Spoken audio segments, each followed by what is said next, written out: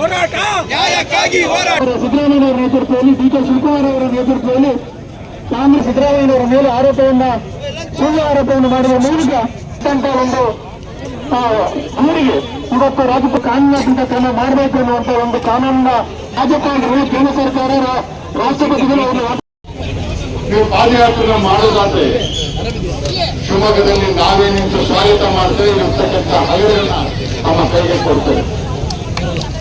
ಭ್ರಷ್ಟಾಚಾರದ ವಿರುದ್ಧ ಹೋರಾಟ ಮಾಡುವಂತ ಪ್ರಾಮಾಣಿಕ ಕಾಳಜಿಗಾಗಿ ಇದ್ದೀವಿ.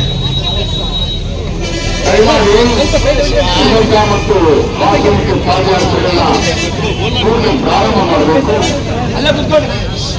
ಹಿಂದುಳಿದ ನಾಯಕರಾಗಿರ್ತಕ್ಕಂಥ ಸಿದ್ದರಾಮಯ್ಯ ವರ್ಚಸ್ಸಿಗೆ ಧಕ್ಕೆ ಕೊಡುವಂತ ರೀತಿಯಲ್ಲಿ ಪ್ರಚಾರವನ್ನು ಮಾಡ್ತಾ ಇದ್ದಾರೆ. ರೈಡ್ ಮಾಡ್ತಾರೆ.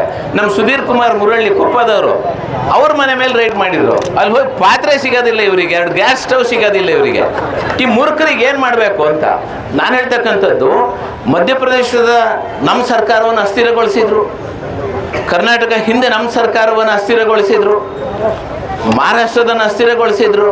ಇದು ಇನ್ನೊಂದು ಪ್ಲ್ಯಾನ್ ಅಷ್ಟೇ. ಈಗ ನಾನು ಬಿ ಜೆ ಪಿಯವರಿಗೆ ಕೇಳ್ಕೊಳ್ತಕ್ಕಂಥದ್ದು, ಬಿ ಜೆ ಪಿಯಲ್ಲಿ ಮಾಧ್ಯಮದ ಮಿತ್ರರು ಇದ್ರೆ ನಿಮಗೆ ಕೈ ಮುಗಿದು ಕೇಳ್ಕೊಳ್ತೇನೆ, ನಿಮಗೆ ಖಾಲಿ ನಮಸ್ಕಾರ ಮಾಡ್ತೇನೆ. ಬಿ ಜೆ ಪಿಯವ್ರಿಗೆ ಉತ್ತರ ಹೇಳಬೇಕು. ನಿನ್ನೆ ಒಂದು ಕೊಲೆ ಆಯಿತು. ದಲಿತ ಒಬ್ಬ ಹೇರ್ ಕಟಿಂಗ್ ಮಾಡೋಕ್ಕೆ ಹೋಗಿದ್ದಕ್ಕೆ ನೀನು ಇಲ್ಲಿ ಯಾಕೆ ಬಂದೆ ಅಂತ ಕೊಲೆ ಮಾಡ್ದ. ಬಿ ಜೆ ಪಿಯವ್ರ ರಿಯಾಕ್ಷನ್ ಏನು? ಬಿ ಜೆ ಪಿಯವ್ರು ಏನು ಹೇಳ್ತಾರೆ ಇದಕ್ಕೆ? ಪ್ರತಿಭಟನೆ ಮಾಡಲಿ, ಅವರು ಪಾದಯಾತ್ರೆ ಮಾಡಲಿ. ಅದನ್ನು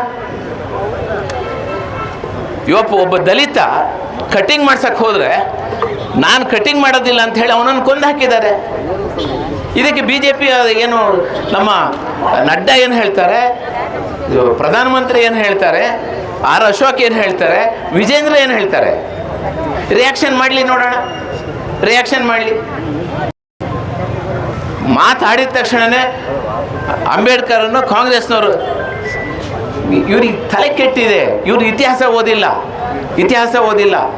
ಅಂಬೇಡ್ಕರ್ 56ನೇ ಇಸ್ವಿಲಿ ಕೊನೆಗಳಿಂದ ವಿರೋಧಿ ಇಂಥ ನಮ್ಮ ಏನು ಇವತ್ತು ಪ್ರಜಾಪ್ರಭುತ್ವ ವಿರೋಧಿ ಕೆಲಸ ಮಾಡಿರುವಂಥ ರಾಜ್ಯಪಾಲರ ವಿರುದ್ಧ ನಮ್ಮ ಹೋರಾಟ ಇದೆ.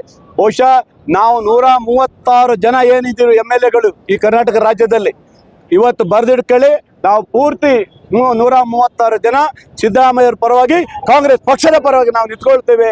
ಯಾವುದೇ ತೊಂದರೆ ಇಲ್ಲದೆ ನೋಡ್ಕೊಳ್ಳೋ ಜವಾಬ್ದಾರಿ ನಮ್ದಿದೆ.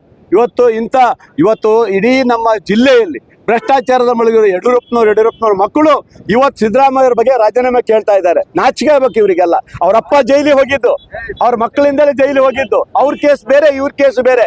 ಅವ್ನು ಯಾರು ಇವತ್ತು ಅಬ್ರಾಹಿಂ ಅಂತ ಕೊಟ್ಟಿರೋನು, ಸುಪ್ರೀಂ ಕೋರ್ಟಲ್ಲಿ ಚಿಮಾರಿ ಹಾಕಿದಂತ ವ್ಯಕ್ತಿ ಇವತ್ತು ಜನಾರ್ದನ್ ರೆಡ್ಡಿ ಮೇಲಿದೆ, H.D. ಕುಮಾರಸ್ವಾಮಿ ಮೇಲಿದೆ, ನಿರಾಣಿ ಮೇಲಿದೆ.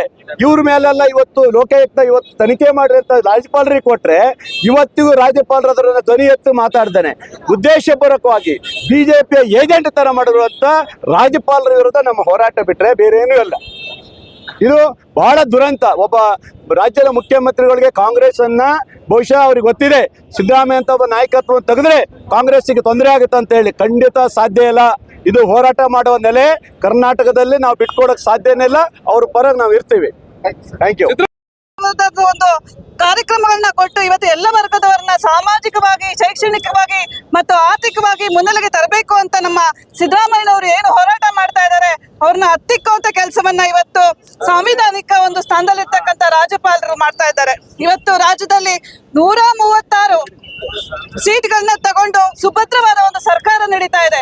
ಆದ್ರೆ ಆ ಸರ್ಕಾರವನ್ನ ಅಸ್ಥಿರ ಮಾಡ್ಲಿಕ್ಕೆ ಹೊರಟಿರ್ತಕ್ಕಂಥ ರಾಜ್ಯಪಾಲರ ಧೋರಣೆಯನ್ನ ಖಂಡಿಸಿ ಬಿಜೆಪಿ ಮತ್ತು JDS ನ ನಾಯಕರ ಒಂದು ಈ ದುರಾಡಳಿತವನ್ನ ಖಂಡಿಸಿ ನಾವು ಇವತ್ತು ಬೃಹತ್ ಪ್ರತಿಭಟನೆಯನ್ನ ನಮ್ಮ ಶಿವಮೊಗ್ಗ ಜಿಲ್ಲಾ ಕಾಂಗ್ರೆಸ್